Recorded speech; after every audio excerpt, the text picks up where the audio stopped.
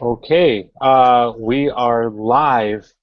My name is Dallas Goldtooth. Hi, everybody. I am the Keep It in the Ground campaign organizer with the Indigenous Environmental Network, and I'm Dakota and Danae, and I'm happy here to kind of introduce a panel of folks who are magnificent, amazing, beautiful leaders in their own right, and talk about some of the work that's being done in the Gulf Coast, pushing back against extractive development, pushing back against leasing of federal lands to offshore drilling, and advocating for just transition in the Gulf Coast. So we have, I'm going to introduce a good sister of mine, Monique Verdin. She is HOMA. She's actually on the, she is HOMA Nation Council member elect, and really proud that she's here to join us. She's actually in the Netherlands right now over the big waters and participated earlier this morning at the Shell annual general meeting and did the intervention there in the meeting, raising awareness about the current issues that are affecting those in the Gulf Coast. So I'm going to pass over to Monique here to introduce everybody else and also just kind of talk about what that experience was and what's kind of what was also what something also happened in New Orleans, I believe today in solidarity. There was an action in downtown New Orleans, I believe, and maybe Monique can help us kind of get discuss that as well. So I'm pass over to Monique and go from there. Thank you. Thanks, Dallas.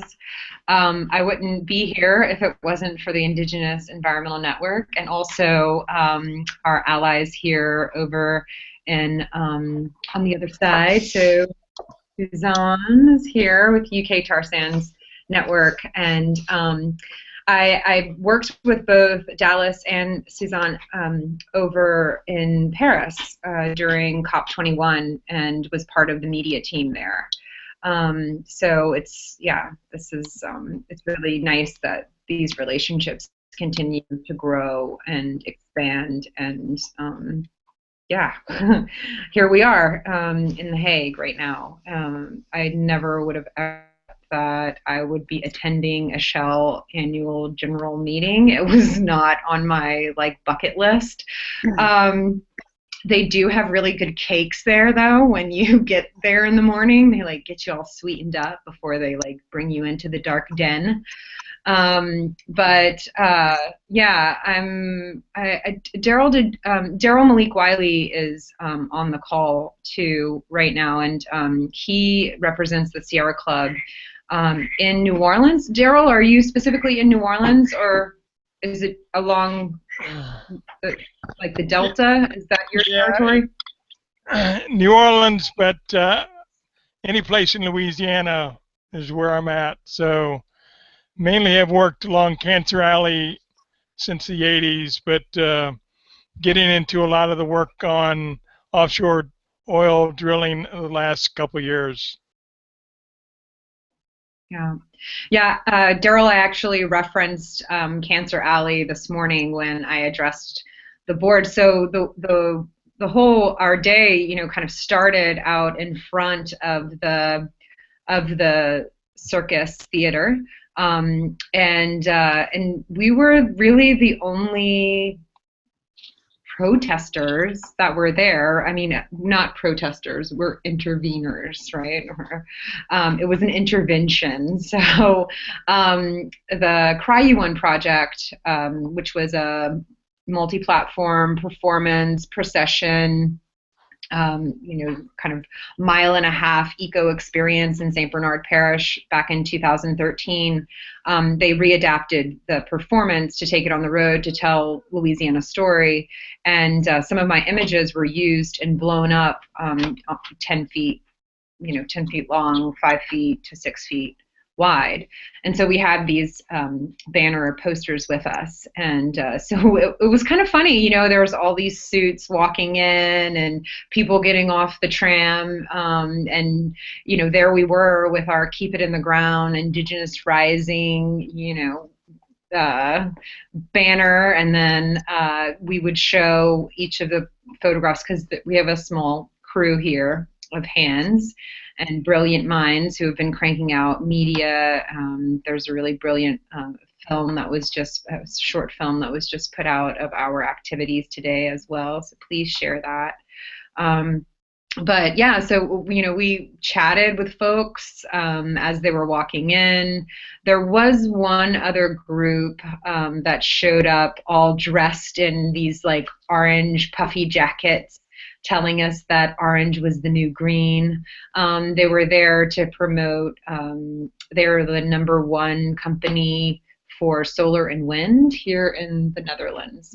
So they were present, which was kind of nice to have them around as well. But yeah, it was really, it was interesting to kind of bring the realities that we know in the Gulf, to show an image of Norco, to show, a photograph of a flooded front yard in Grand Bois near the oil waste pits south of Homa, to show the ghost forest in Pornichet, to just expose what it is that we're surrounded by.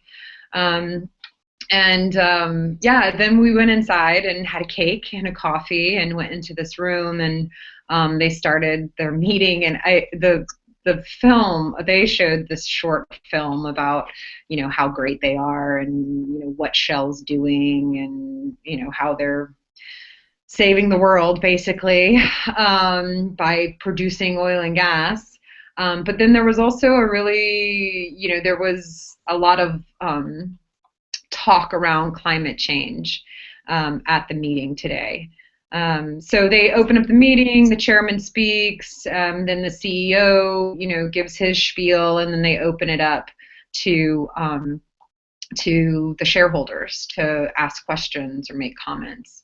And the first woman that spoke is from a territory in the northern part of the Netherlands where they're fracking. And we didn't have earpieces on, but it was pretty clear what she was saying. And later someone, translated and said that, their farm, this woman has a farm, and, the fracking is destroying their community and their neighbors' lands and farms, and then there were like 4 other people who came out and were really making sure that Shell was hearing them.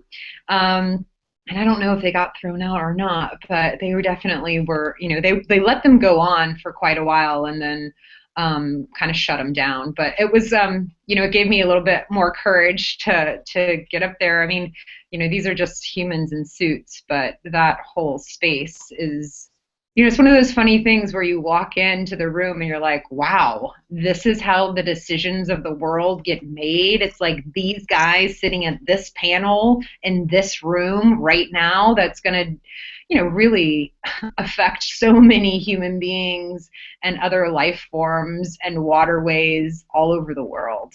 In the opening statements, they talked about, this territory in the northern part of the Netherlands, as well as Nigeria, and mentioned that there were 7 deaths that occurred this year, all in Nigeria for the company.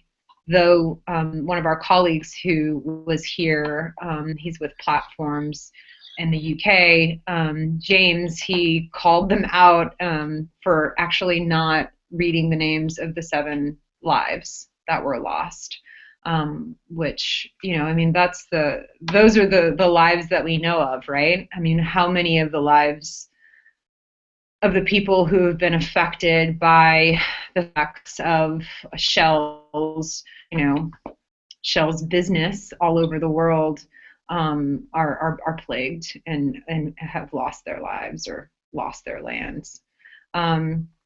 So yeah, it was, I got up there, it was my turn, I stood in line just like everybody else. And, I just basically explained, that South Louisiana is losing land at one of the fastest rates on the planet, that, Shell has invested a lot in the Gulf, not only offshore, but as well as with the refineries and all of the pipeline canals, and called them out on the fact that, we have 10,000 miles of canals, and not all of those, of course, are shells, but they are a major player and should be responsible. But really, I wanted to try to keep it focused because they kept wanting to push everyone who had climate questions to the back, to the end of the program, which was like Resolution 19, and kept reminding people, oh, we're going to talk about that later. We're going to talk about that later.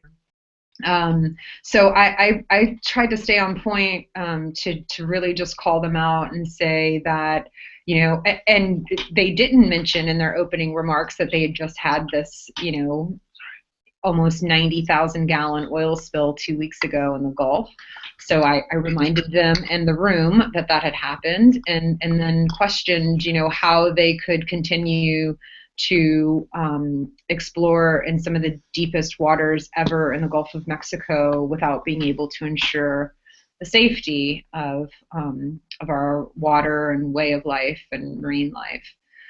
And then finally, in the opening remarks as well, they were talking about how they wanted to cut carbon emissions and right? And I just reminded them that one of the main ways to cut their carbon emissions is to, not bid any longer, to abstain from bidding on any new leases in the Gulf of Mexico, as well as, keeping it in the ground.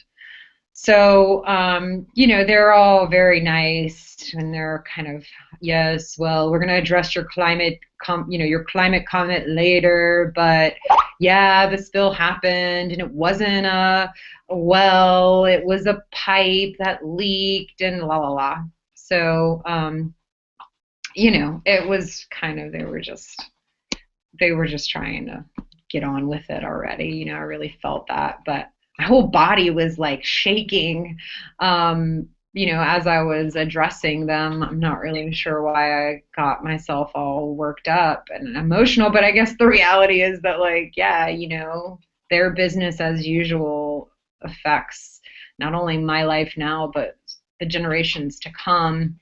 And in responding to my question, the guy was basically like, the CEO was basically like, well, as far as addressing the leasing, we can't tell the federal government what to do.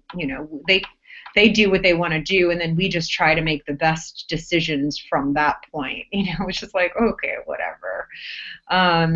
So yeah, that was kind of it, and then there was lines of people who were all petitioning or, had their questions and who came after. I had to go outside and take a breather, though. It was pretty intense in there.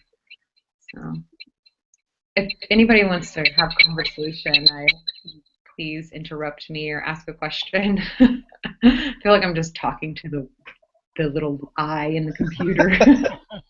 Well, thanks, Monique. Maybe Daryl, if you could share a few words. I know that there was a kind of I don't know if it was an action that happened outside the headquarters there in New Orleans, or just kind of give us the context of the fight there against the federal leasing program.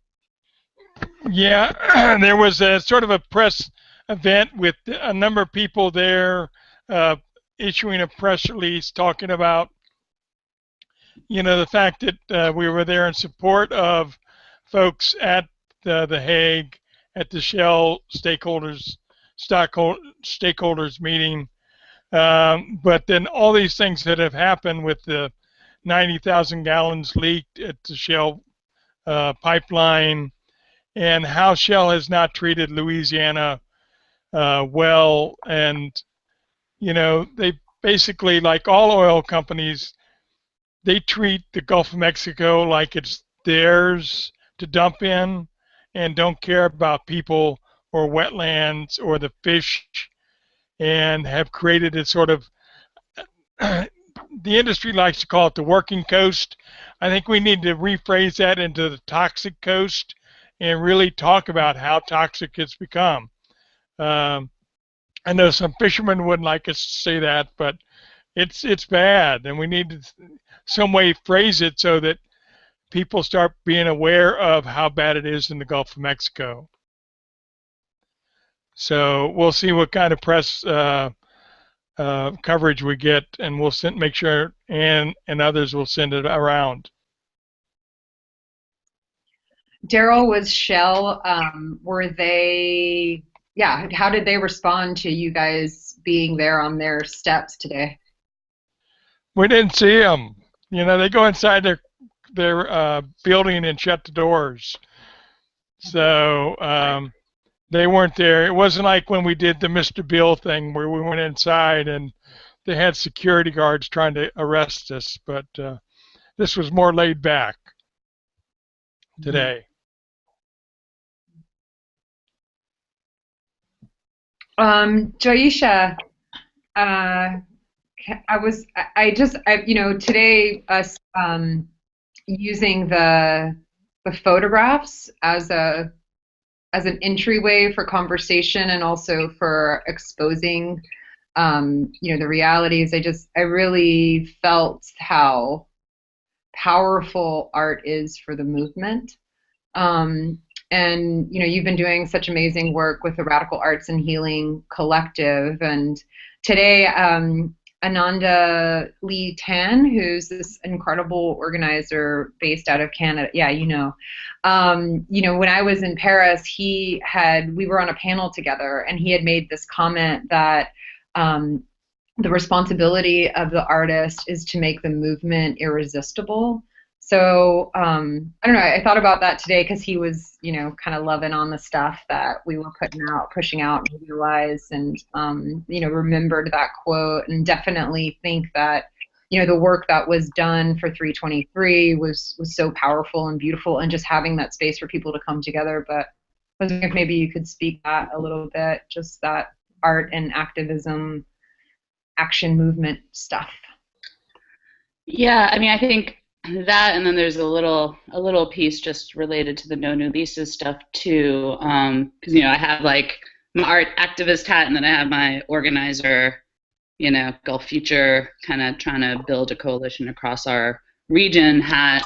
The arts piece being my heart and soul, and seeing the need for vision right now, because it feels like there's a lot of resistance happening. You know, there's a lot, I think there's been these actions happening all over the country, all over the world, but what still seems a little bit lacking is a vision of what we want. And I think it's one of the problems of the progressive movement in general often is that we get pegged as being rabble rousers and protesters and always being anti.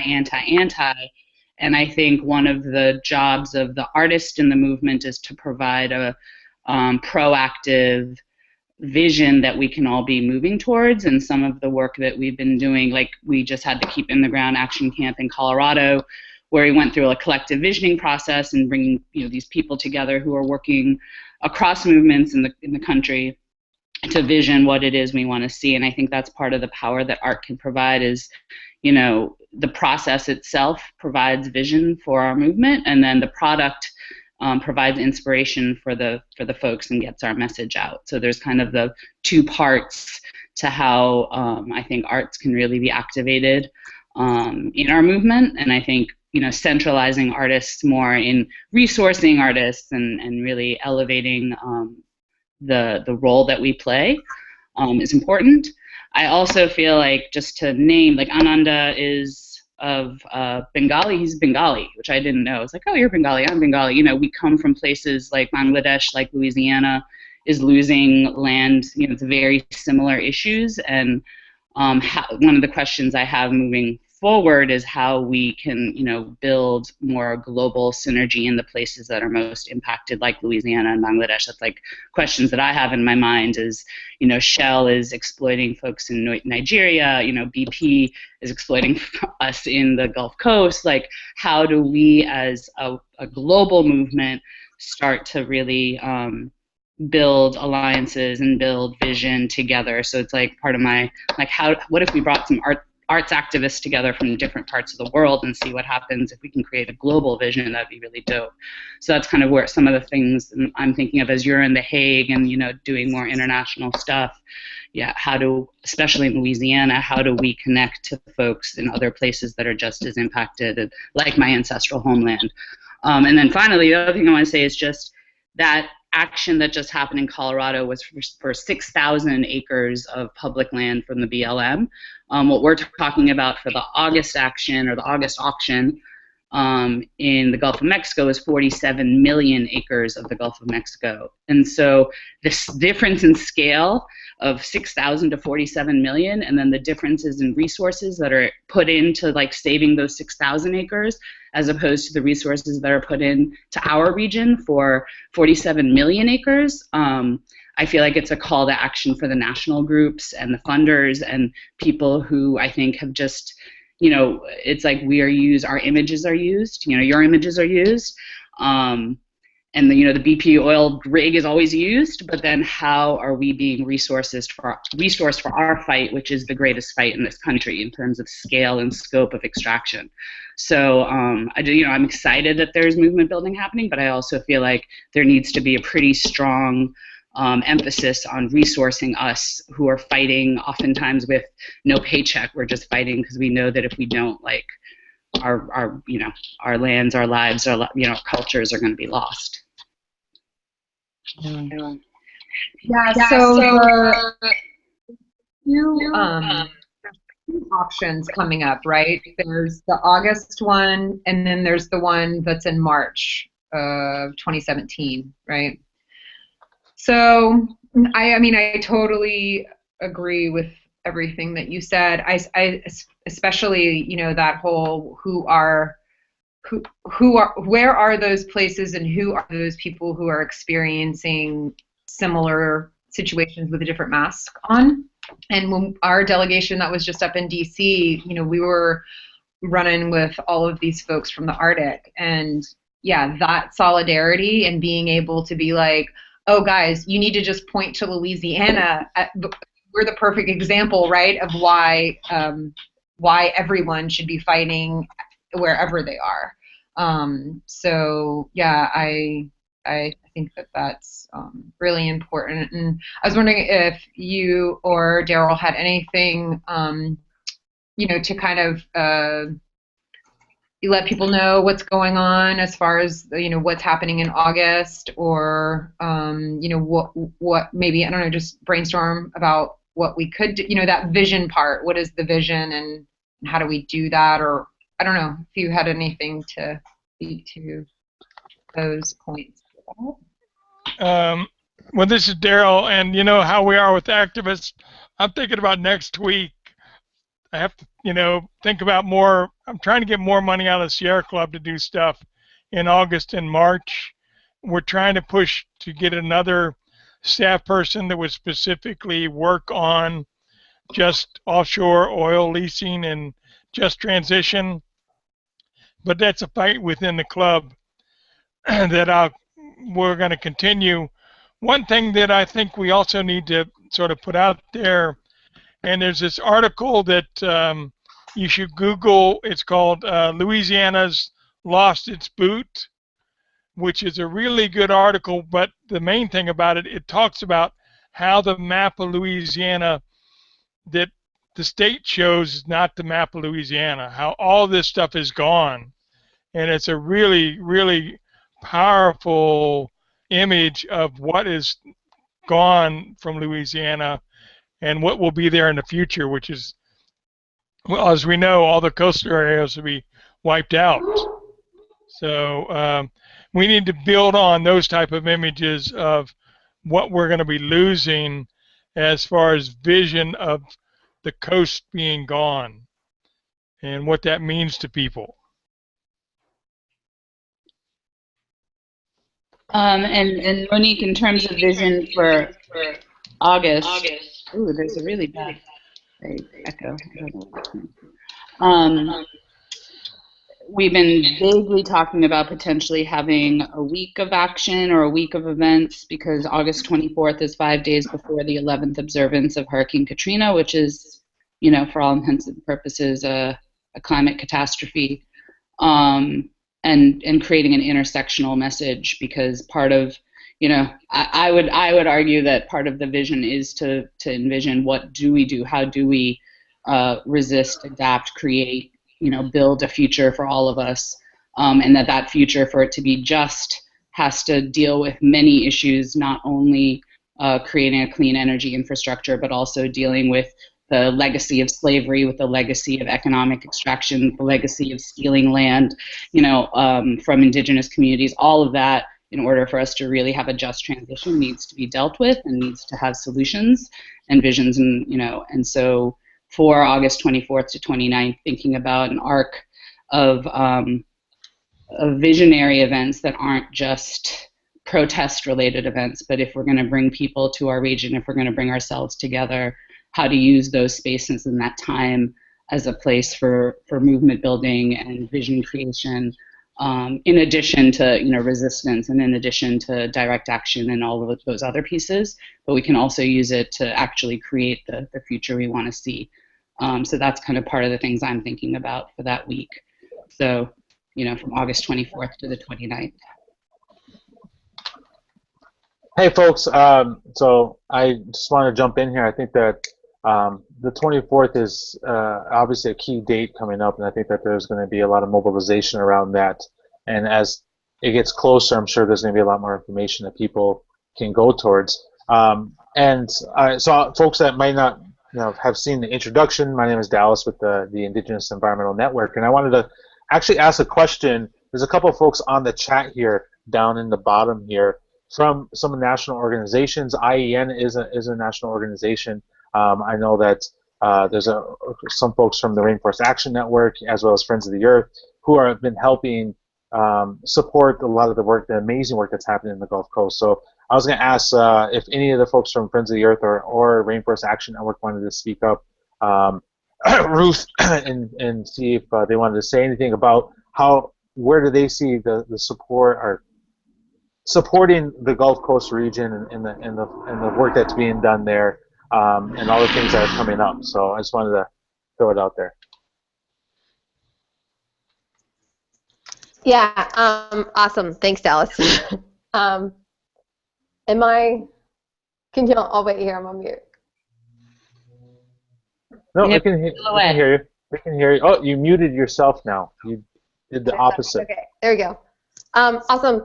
So I think the conversations that have been had as of to Monday, yesterday, Joyisha, some of the pieces that you're putting out, what I would love to see personally is kind of a broader strategy piece of like what the Gulf needs, wants, considering just transition. So I think some of these conversations are starting. When we came on board last fall, and some of the direct asks from Ann and Cherie specifically was around a direct action infrastructure, so getting additional people actually trained to show up for civil disobedience, and then also engage in having opportunities to actually practice that. I think Cherie has this very grand vision that I personally can definitely get behind of really kind of impacting fossil fuel infrastructure in a big way, whether it's in Houston, New Orleans, but actually kind of at a port side, and building towards that in kind of like a 5-year, kind of a longer term structure. So I think we're definitely on board to support a long-term action infrastructure. But I think in the interim, I'd love to see, I really appreciate that some of the strategic thinking is happening. What is it that people want and need for this next 3 months, this next 6 months? We just got out of some meetings on the coal, the environmental impact statements there. And I personally, I came from work with the Environmental Justice Kill 5 and refinery permits. I'm not necessarily wanting to show up for every hearing at all. But if that means like supporting people to do that, and maybe it's gas cards or something like that to get there, like I'm down to throw down for that. But that's not necessarily what our organizational strength is. And I realize that that's other people do play in those realms, understand those rules, and want to do that way. I would rather be supporting work that's kind of outside the box, that is supporting just transition, that is supporting communities like where they are in their communities, and then also with a direct action or corporate angle to it. And it would be great if these items were more defined in these next few months, and I would like to have like clear pieces that we're like, yes, we're 100% behind that, and you know what we're there, and you know exactly what we're bringing. Thanks, Ruth. I'm sorry. Oh, actually, I'm not sorry for putting you on the spot. You joined the chat, so you're there here to chat. Is Marisa? I know Marisa. I don't know if you're on the available to jump in here, but I know Marisa works with Friends of the Earth. So if you have any response, feel free to jump in as well. I think that there's in the position of the work that I'm doing, I've definitely sensed that there's always work. There's always a constant effort to make sure that those that are working on a national level or international level, organization-wise or even individual, there's that balance of being accountable to those on the ground, to those frontline communities, especially if your organization is using that narrative for your campaign. I think that there's always that constant flux and a lot of there's contention there. But I think that through that there's always an educational process that happens. And I'm excited to see that the Keep It in the Ground movement right now, we're in the frame in which the climate justice movement is in, is really, it's like even more, like those organizations have to be even more accountable because, we're talking about actually life and death effects upon entire communities. And so we have to make sure that we do that justice and that we are accountable in that way. So I appreciate and I always acknowledge organizations that really step it up and try their best to accomplish that. Even us as the Indigenous Environmental Network, it's always a struggle for us as well to be accountable to the many different Indigenous communities that we work with. I don't know if anyone else had thoughts on that or any reaction. I just wanted to ask that, or I can pass it back to Monique too.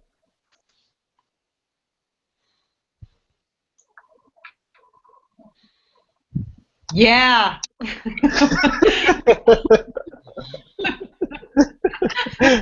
Keep it in As a time check, it is 1:53 p.m. That's if you're watching us after the fact, that probably means nothing to you. But for us in the moment right now, we do have a couple more minutes left on to this chat here. So we can definitely open up if anyone has any thoughts or questions, or even those of us that have questions for Monique, who's over there. How that experience went at the Shell AGM. So Monique, have you had any eel yet? Smoked eel or eel? Eel, yeah. No. That's a delicacy in Holland. So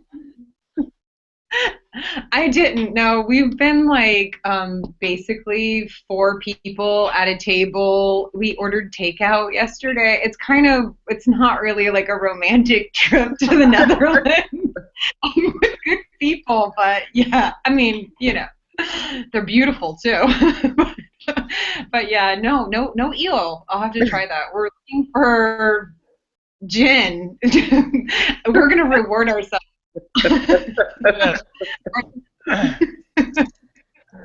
I love that any conversation with anyone from the Gulf Coast just ends up with food. And the conversation ends up talking about food.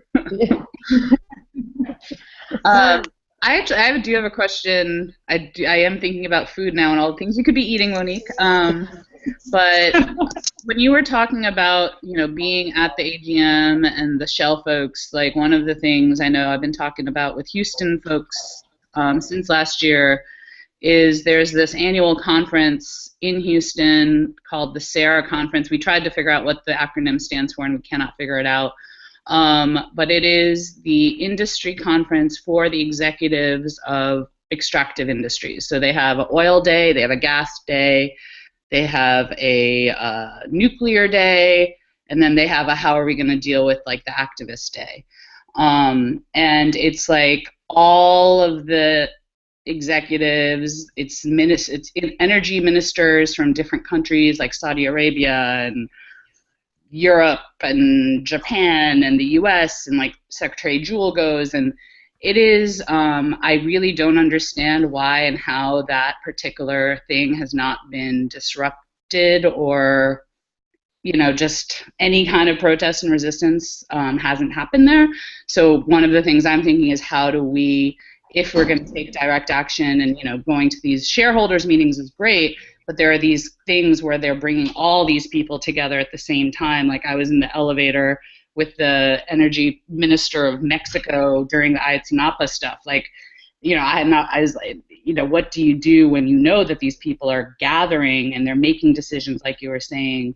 How can we insert ourselves in those kinds of environments more, is one of the things, that I've been percolating on for like the last over a year, since I knew that this conference exists and happens annually. And as far as we could tell, there's only been one time that there was any kind of civic engagement to press those people on making some changes.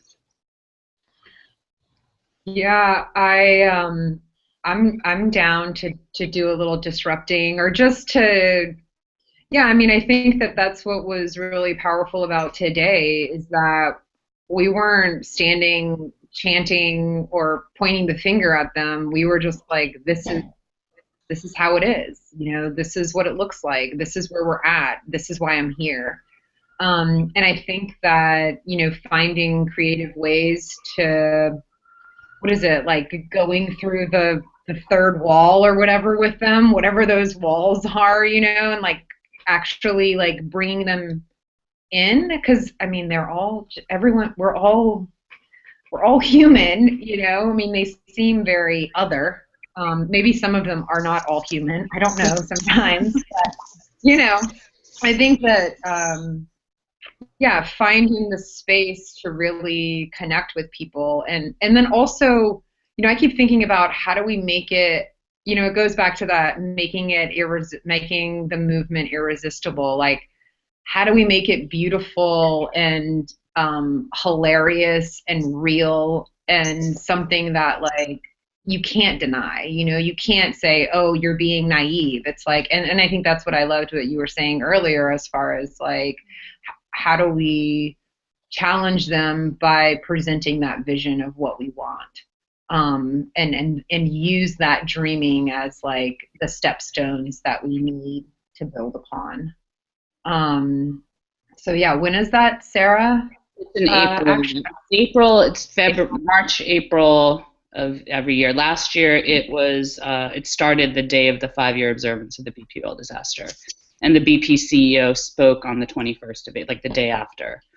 It was pretty egregious. Yeah.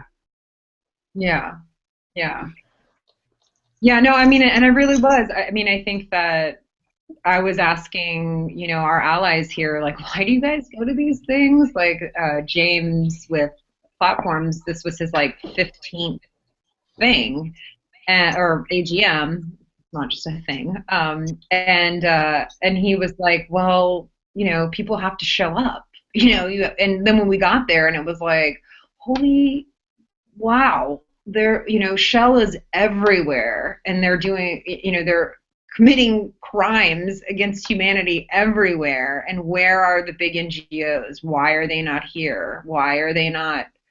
Yeah, I was really surprised to see that, like, how it was just this, like, another day in, having a little meeting kind of thing, So I think that showing up is really important, just to be like, I see you, I know you, and look at me, I'm right here, from afar away, because it's a mess.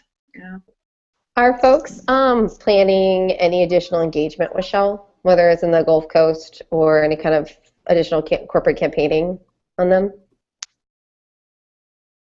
Not that I know of. What's interesting, though, is so I was just in D.C. for Break Free, and then we did some lobbying around the Hill on Monday and Tuesday, and we went to Congressman Cedric Richmond's office, and we're sitting with his staffer and and we're like, oh, we had this action, and he's like, oh yeah, I heard about it, and we were like, oh really? He said, yeah, Shell emailed me.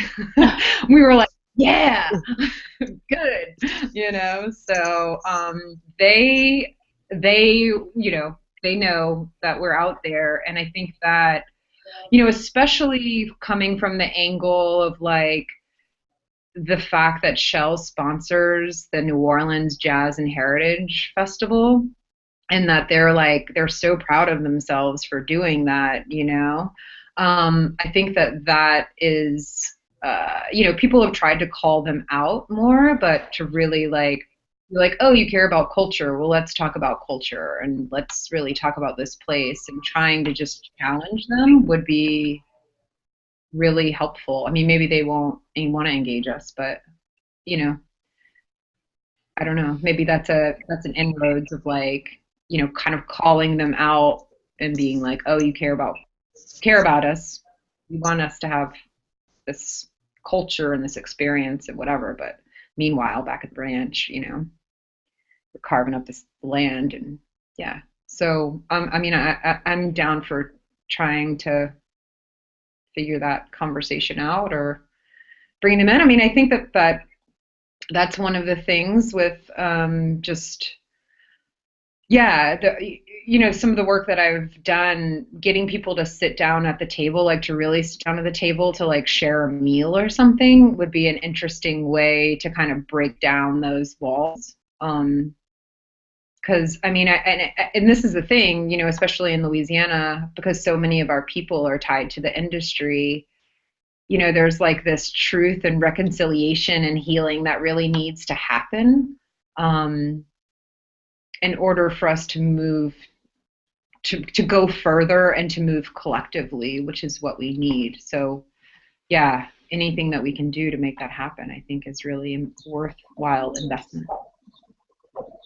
I just want to, like, we're coming to the end of the webcast, but obviously this conversation is ongoing. I think that for the IEN and our organization is very interested to see other opportunities to focus on individual corporations like Shell are continuing to apply that pressure to Shell, or whether it's BP or other companies. And I'm definitely interested to talk more about the conference that happens next year and see what can be creatively done. And I think that no matter where it goes, no matter what the next step forward, like, we have to continue to advocate for the support of frontline communities and frontline organizing. You know, that's where we're going to bring the people out. That's where the change is going to happen, and that's where the solutions are born out of. Is that engagement and just the creativity of those that are actually dealing with a lot of the things that we're fighting against. So I want to thank each and every one of the frontline organizers in this chat, those that have provided support in different ways for the organizations that have all kind of helped out with this. And I also want to pay recognition to the UK Tar Sands Network. Suzanne, if you're there, you can just lean over and say hi. Suzanne helped organize on that side of the pond for the Shell AGM intervention. And you know, we can't. This movement is comprised of those on the front lines, but also those supporting, and all of us together, you know, lifting up and advocating for a just transition towards, you know, a better world for all of us. So I just want to end it there and just say that I thank each and every one of our participants on this chat today for chiming in and giving their expertise. Thanks for Ruth being on the spot and responding on the spot.